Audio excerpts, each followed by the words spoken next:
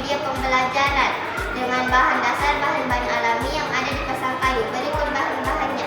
Ada kardus bekas sebagai pola, ada rotan, daun tanaman lontar, stik warna-warni, kerang sebagai batu coklat.